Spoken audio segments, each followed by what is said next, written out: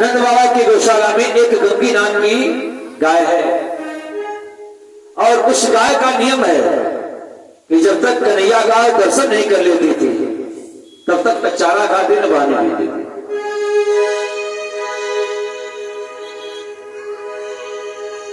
गाय गाय जब हार जाते तो आते यशोदा के पास आते और कन्हैया को लेकर के गौशाला में गंगी गाय के पास आते और गंगी गाय जब कन्हैया का दर्शन कर लेते तभी वो चारा खाते पानी देती अन्यथा भूखी रहती प्यासे रहती। तो आज जब पूतना समाप्त हो गई गोपियों ने सोचा कि कन्हैया को पूतना राक्षसी का स्पर्श हुआ है, इसलिए कन्हैया को लेकर के कहा गई है उसी गंगी गाय के पास आ गई है। हो सकता है कि हमारे कन्हैया को नजर लग गई हो किसी की, तो इसलिए पहले नजर उतारी जाए। नजर कैसे उतारती है गोपियां? उस गंगी गाय की पूंछ को लेकर के कन्हैया के सिर से और पैर तक 3 बार उतार दिया और कहा कि अगर मेरे लाला को मेरे कन्हैया को किसी की नजर लग गई हो तो सभी गंगी गाय की पूंछ में चली जाए। गोपियां तो मानो प्रेम की ध्वजा है। गोपियां कहते हैं कि अगर कुछ होना है तो हमको चाहे तो कुछ हो जाए लेकिन मेरे लाला को कुछ नहीं।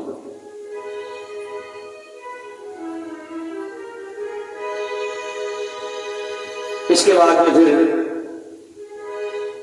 गोपियों की भी चैन नहीं पड़ा है। सोचा कि राक्षसी का पुतना का स्पर्श हुआ है लाला को, तो चलो इसका शुद्धिकरण कर देना चाहिए। लाला का शुद्धिकरण करने के लिए क्या करती हैं? गाय के मूत्र से गोपियां स्नान कराती हैं। बाल कृष्ण को राक्षसी की कुदृष्टि से बचाने के लिए किसी बाजारी साबुन से नहीं नहलाया गया, जैसे कि आजकल छोटे छोटे बालकों को पुली किट आते हैं जॉनसन से बेबी वाली किट, उसमें क्रीम पाउडर साबुन सब कुछ होता है छोटे छोटे बच्चों के लिए। लेकिन कन्हैया को किसी बाजारी साबुन से स्नान नहीं कराया। गोपियां किससे स्नान कराते हैं? भागवत में स्पष्ट लिखा है गोमूत्रेण स्नान युक्त्वा, यानी गाय के मूत्र से कन्हैया को स्नान कराया गया। गाय का मूत्र जो है ये पवित्र होता है क्योंकि गाय के मूत्र में पवित्र जो नदियां हैं उनका निवास है। गंगा जमुना सरस्वती ये जो पवित्र नदियां हैं इनका निवास गाय के मूत्र में, इसलिए गाय का मूत्र जो है पवित्र माना गया, शुद्ध माना गया। गाय का गोबर भी पवित्र है और उसका मूत्र भी पवित्र माना गया है। इसीलिए तो पंचगव्य बनाया जाता है। जब कोई अनुष्ठान होता है, कोई यज्ञ होती है या महामृत्युंजय जैसा कोई बड़ा अनुष्ठान होता है तो सबसे पहले पंचगव्य बनाया जाता है। उसमें गाय की 5 चीजें पड़ती हैं: गाय का मूत्र, गाय का गोबर, गाय का दही, गाय का दूध और गाय का घी। इतनी ये 5 चीजें मिलाकर के पंचगव्य बनता है। और उस पंचगव्य को अनुष्ठान करने से पहले आचार्यगण और जो यजमान होते हैं वो सब पीते हैं। पंचगव्य पीने से शरीर की शुद्धि हो जाती है और आत्म शुद्धि भी हो जाती है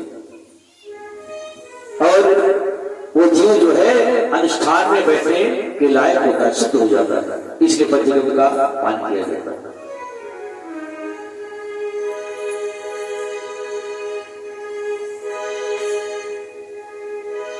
गाय का मूत्र महीन कपड़े से 108 बार छान कर पीने से मन का मैल दूर होता है। अगर ये प्रयोग 6 महीने तक किया जाए तो इस प्रयोग से स्वभाव में बड़ा ही परिवर्तन हो जाता है।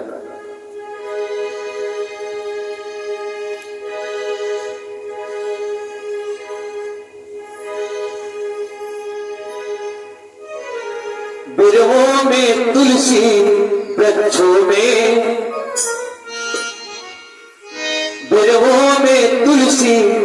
वृक्षों में पीपल पूजा जाता।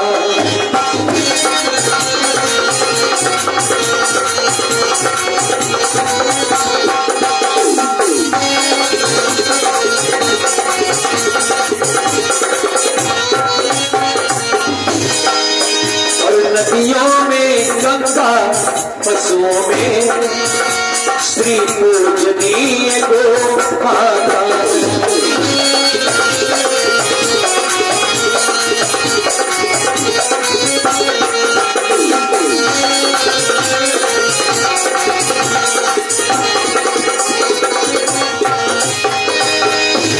तो गिरोह में तुलसी की पूजा की जाती है, बच्चों में पीपल की पूजा की जाती है, क्योंकि पीपल जो है ना, पीपल भी भगवान कहते हैं कि वृक्षाणाम पीपलो। गीता में भगवान ने कहा है कि वृक्षों में मैं पीपल हूं, इसलिए पीपल को भगवान का ही रूप मान करके उसकी पूजा करनी चाहिए। तो गिरोह में तुलसी की पूजा की जाती है, वृक्षों में पीपल पूजा जाता है, और नदियों में गंगा की पूजा की जाती है, तथा पशुओं में गो माता पूजनीय है, गाय माता की पूजा की जाती है। और फिर गाय की सेवा से बड़े बड़े महापुरुषों की मनोकामना सिद्ध हुई है। अयोध्या में एक राजा हुए हैं जिनका नाम था महाराज दिलीप। इनका विवाह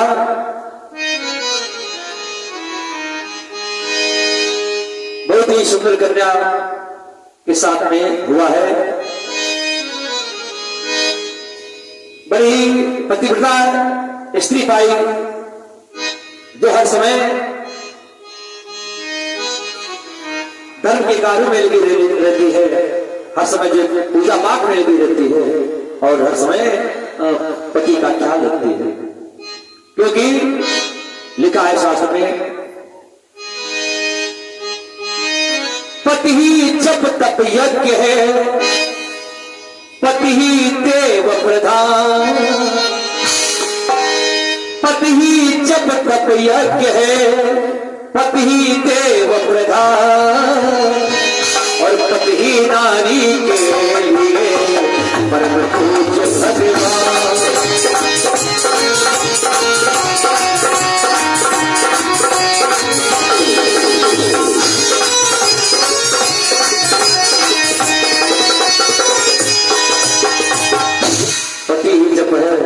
पति ही तप है, और पति ही यज्ञ है, और पति ही नारी के लिए परम पूज्य भगवान के समान है।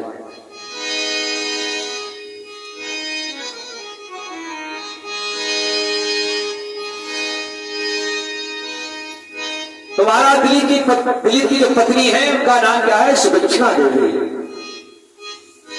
जता नाम है तथा गुण है, जैसा नाम है वैसा गुण ही इनमें विद्यमान है। तो सुदक्षिणा देवी सुमानी सुंदर, और दक्षिणा का दक्षिणा, तो उनके जितने भी कार्य हैं सब सुंदर है। अपने सुंदर कर्मों के द्वारा वो हमेशा जो है अपने पति को पसंद रखते हैं। महाराज दिलीप अपनी पत्नी की रक्षा से बड़े संतुष्ट रहते हैं, लेकिन एक दुख उनके जीवन में हर समय व्याप्त रहता है, क्योंकि धीरे धीरे आधी से ज्यादा उम्र व्यतीत हो गई और संतान का दुख देखने को नहीं मिला। संतान का दुख नहीं देखने को मिला, तो दोनों ही संतान के लिए परेशान रहते हैं, दुखी रहते हैं। महाराज दिलीप क्या करते हैं? महाराज दिलीप को जो भी कोई अनुष्ठान बताता है, अनुष्ठान करने लगते हैं संतान प्राप्ति के लिए। जो कोई उपाय बताता है वो उपाय भी करने लगते हैं, लेकिन फिर भी संतान का जन्म नहीं हुआ।